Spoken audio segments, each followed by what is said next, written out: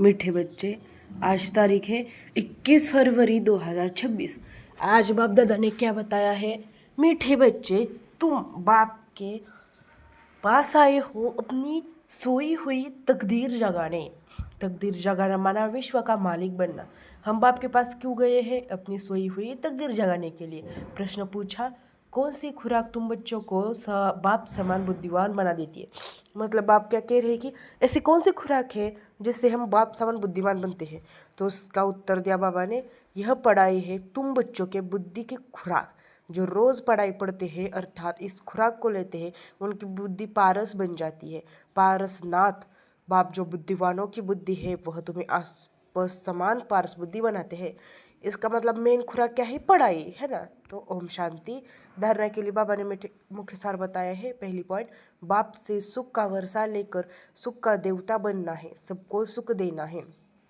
राज ऋषि बनने के लिए सर्व विकारों का संन्यास करना है ना। मतलब बाप से हमें अगर सुख का वर्षा लेना है तो सुख का देवता बनना होगा, है ना। दूसरों को मनसा वाचा सेवा करनी होगी कर्मणा से, तो सबको सुख देना है। और राज ऋषि बनना है तो सर्व विकारों का संन्यास भी हमें करना होगा। दूसरी पॉइंट, पढ़ाई ही सच्ची खुराक है। सदगति के लिए सुनी सुनाई बातों को छोड़ श्रीमत पर चलना है, एक बाप से ही सुनना है, मोहजित बनना है। मतलब हमें बाप से मोहजित बनना है ना। तो वरदान बताया है, अपने असली संस्कारों को इमर्ज कर सदा हर्षित रहने वाले ज्ञान स्वरूप भव। तो जो बच्चे ज्ञान का सिमरन कर उसका स्वरूप बनते हैं वह सदा हर्षित रहते हैं। सदा हर्षित रहना यह ब्राह्मण जीवन का असली संस्कार है। दिव्य गुण अपनी चीज़ है, अवगुण माया की चीज़ है। जो संग दोष से आ गए हैं अब उसे पीठ दे दो और अपने ऑलमाइट अथॉरिटी की पोजीशन पर रहो तो सदा हर्षित रहेंगे। कोई भी आसुरी व व्यर्थ संस्कार सामने आने की हिम्मत भी नहीं रख सकेंगे।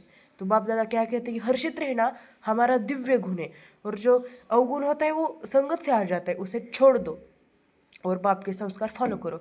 स्लोगन बताया है, संपूर्णता का लक्ष्य सामने रखो तो संकल्प में भी कोई आकर्षित नहीं कर सकती। मतलब अगर हमने एक लक्ष्य संपूर्णता पर रखा तो कोई भी आकर्षण हमें उसकी तरफ आकर्षित नहीं कर सकता। तो अव्यक्त इशारे है, एकता और विश्वास की विशेषता द्वारा सफलता संपन्न बनो। मतलब एकता के लिए एक रूहानी तावीज़ सदा अपने पास रखना कि रिगार्ड देना है ही रिगार्ड लेना है। यह रिगार्ड का रिकॉर्ड सफलता का अविनाशी रिकॉर्ड हो गया। मुख पर एक ही सफलता का मंत्र हो, पहले आप। यह महामंत्र मन से पक्का है। यथार्थ रूप से पहले मैं को मिटाकर दूसरे को आगे बढ़ाना, सो अपना बढ़ना समझते हो इस महामंत्र को आगे बढ़ाते सफलता को पाते रहो। यह मंत्र और ताबीज़ सदा साथ रहे तो प्रत्यक्षता का नगाड़ा बज जाएगा, है ना। तो क्या करना है? हमेशा पहले आप, यह महामंत्र हमारे मन में रहना चाहिए, हमेशा मैं नहीं होना चाहिए। तो ओम शांति।